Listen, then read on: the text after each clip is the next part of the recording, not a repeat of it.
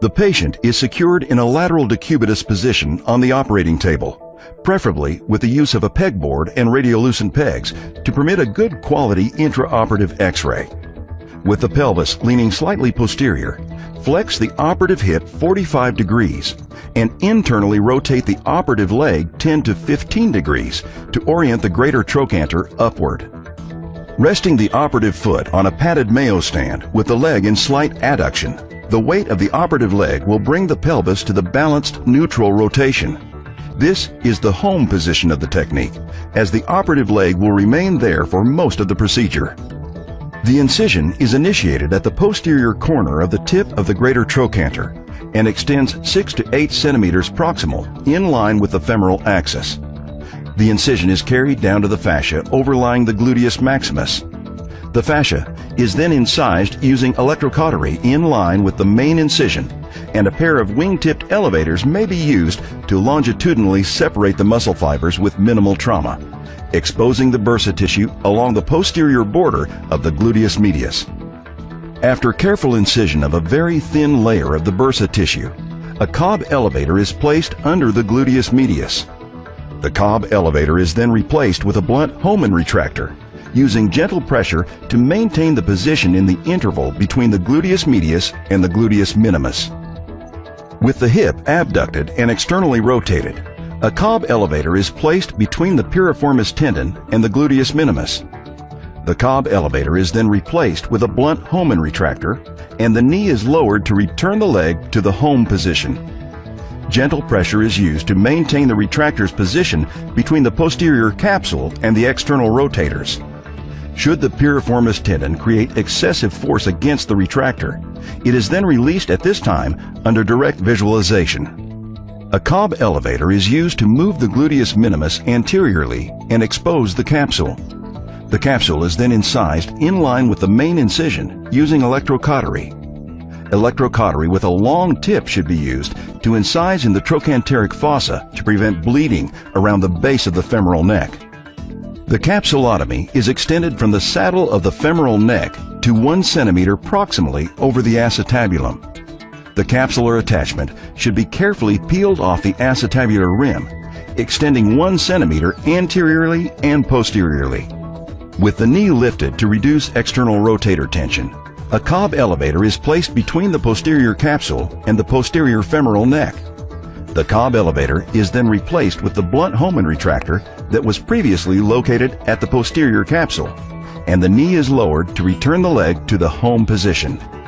The anterior blunt Hohmann is repositioned similarly, and the capsule is tagged for identification during repair.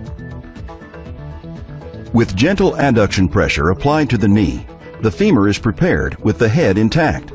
The femoral canal is entered through the trochanteric fossa using a starter reamer. A conical reamer is then used to expand and lateralize the proximal opening. Depending upon the size of the templated stem, the round calcar punches are used to create a slot for broaching, progressing from the original reamer opening toward the acetabular rim. The calcar curette is then introduced into the femur to prepare the proximal medial portion of the canal, making sure the surface provides good cortical contact to promote bone on-growth while preventing subsidence and micromotion. The femoral canal is prepared according to the selected stem using either a ream and broach or broach-only technique. After sequential broaching, the final broach is left seated within the canal. With the knee lifted to place the leg in slight abduction, the femoral neck is resected across the top of the broach. An oscillating saw is used to cut through the neck, and a reciprocating saw is used to complete the cut anteriorly and posteriorly. A Schantz pin is placed in a solid portion of the femoral head, and the head is rotated into maximum adduction. A second Schantz pin is then placed in the femoral head and rotated into maximum adduction until the ligamentum teres is either torn or can be severed using electrocautery. Using the 2 drill chucks as handles, the resected head is removed. With the operative leg returned to the original patient position, acetabular preparation begins. 2 spiked Hohmanns are placed at the anterior and posterior sides of the acetabulum into the axilla between the capsule and the labrum. The labrum is removed, as well as any remaining tissue from the acetabulum. A Zelpi retractor is placed subperiosteally at the acetabular margin at the proximal wound, and a Romanelli retractor is placed immediately distal. The combination of these retractors provides rotational stability and a surface on which to introduce reamers into the joint. The spiked Hohmann retractors are removed. The tip of the bone hook is inserted into the broach to retract the femur anteriorly, and the alignment handle, portal placement guide, threaded cup adapter, and trial cup assembly are seated in the acetabulum. With the top of the alignment handle perpendicular to the patient's torso and the shaft tilted 10 to 15 degrees from vertical to account for the pelvic tilt of the patient on the table, the blunt trocar with cannula is inserted until the tip is resting against the operative leg. At the point where the blunt trocar intersects the leg, a 1 centimeter stab wound is made horizontally. The blunt trocar and cannula are then passed through the stab wound and behind the femur until they are visible through the main incision. The alignment handle assembly and blunt trocar are then removed, leaving the cannula in place. Acetabular reaming is carried out with sequentially sized reamers positioned into the main incision using the reamer basket holder. The reamer shaft, inserted through the cannula, engages each of the reamer baskets by way of a hex-shaped connection. The threaded cup adapter is threaded into the apical hole of the acetabular cup, and the assembly is seated on the alignment handle. With the acetabular cup in the acetabulum, the alignment handle is directly driven to medialize the cup. The cup impactor is inserted through the cannula and the tip of the alignment handle until seated in the dimple of the threaded cup adapter. The cup impactor is impacted until the cup is firmly seated. An alignment guide is available for attachment on the cup impactor. With the cup firmly seated, the threaded cup impactor is unscrewed from the acetabular cup using the hex tip of the cup impactor and removed using the reamer basket holder. Pilot holes for acetabular screws are created by inserting the drill tube through the cannula until it engages the screw hole.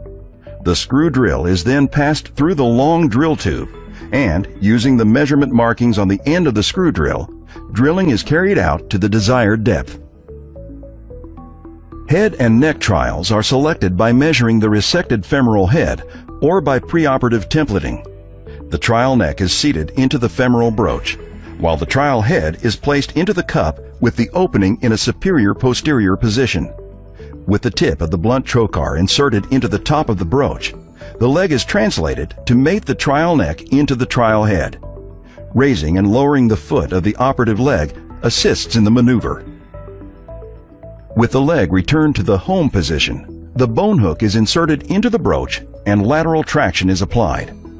The blunt trocar is inserted into the hole of the trial neck, and the bone hook and blunt trocar are leveraged against each other to disassemble the trial neck from the broach. After removing the broach, the femoral stem and acetabular cup implants are impacted into position. The modular neck implant is then seated into the femoral stem and impacted firmly using the offset neck impactor. The femoral head implant is placed into the cup with the opening in a superior-posterior position. With the tip of the blunt trocar inserted into the top of the stem, the leg is translated to mate the modular neck into the femoral head. Raising and lowering the foot of the operative leg again assists in this maneuver. Closure begins by approximating the joint capsule superiorly and inferiorly. If released, the piriformis is reattached to the posterior edge of the gluteus medius. The remainder of the incision is closed in standard fashion.